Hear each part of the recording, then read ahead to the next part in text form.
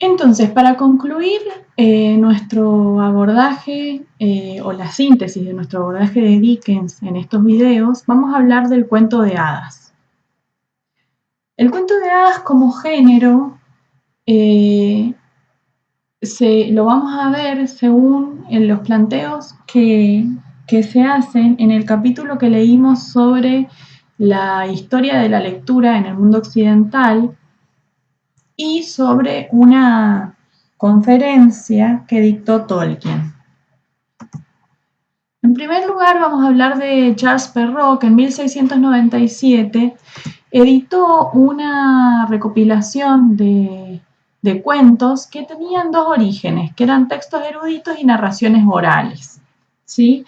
En el siglo XIX se reimprimieron muchos de estos cuentos, pero se los modificó de una manera bastante significativa, ¿no? Que ellos, los autores lo plantean como que como que los edulcoran los impresores del siglo XIX, pero es bien interesante cómo esas modificaciones terminan siendo características propias del género cuento de hadas. Entonces el género cuento de hadas no se va a ir modificando a través del tiempo en la forma como los autores van generando cambios en el género, sino muy particularmente por cómo se modificaba el mercado editorial en el siglo XIX, ¿no es cierto? Y esa modificación del mercado editorial tiene que ver con que ahora se dirige hacia un público que está fragmentado, como vimos en ese capítulo, ¿no? Ese público fragmentado tiene ahora a los niños y se tomó el género cuento de hadas como un género dirigido hacia las infancias.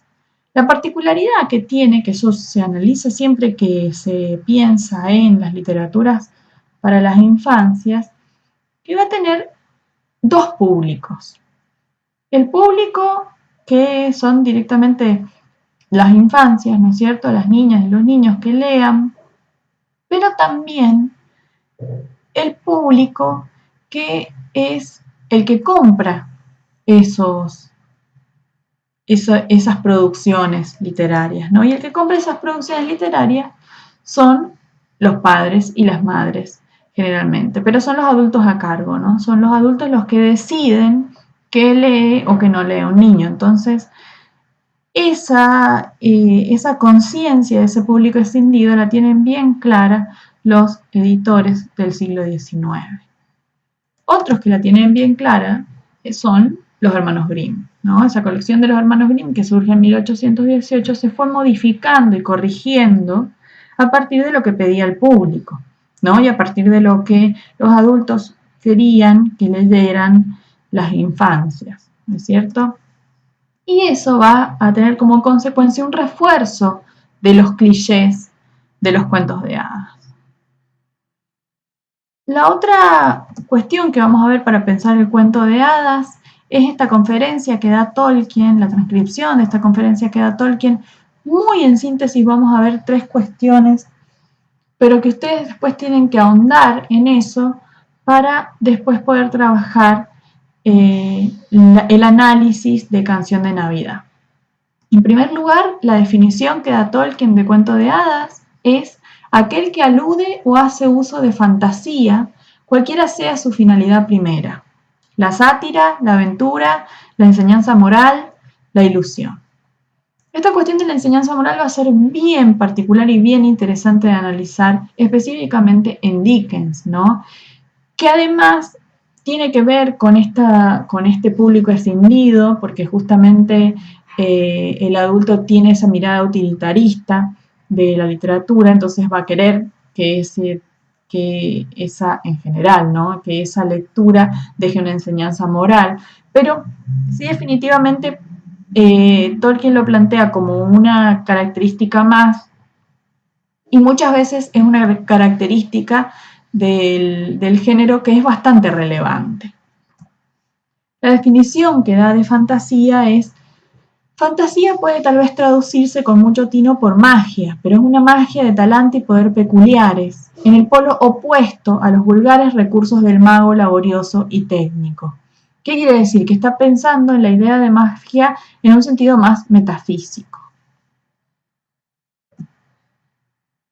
Y por último, este concepto de Chesterton, acuñado por Chesterton, que tiene que ver con una renovación de la visión, que es Murfolk. Tolkien va a explicarlo de esta manera. Murfolk es una palabra imaginada, aunque se la puede haber escrito en todas las ciudades de este país. Se trata del rótulo Coffee Room, pero visto en una puerta de cristal y desde el interior, como Dickens lo viera un oscuro día londinense. Chesterton lo usó para destacar la originalidad de las cosas cotidianas cuando se nos ocurre contemplarlas desde un punto de vista diferente de lo habitual. Acá un poco lo que está por debajo de esta cuestión de la mirada desde un punto de vista diferente tiene que ver también con esta cuestión de que en los cuentos de hadas se nos narra una historia en la superficie, pero por debajo está planteando cuestiones que tienen que ver con la vida, ¿no es cierto? En el caso de Perrault, por ejemplo, el final de Caperucita Roja era un final que terminaba en un final disfórico, ¿no es cierto? Terminaba mal. Pero los editores del siglo XIX le agregaron esta figura heroica del cazador, ¿no?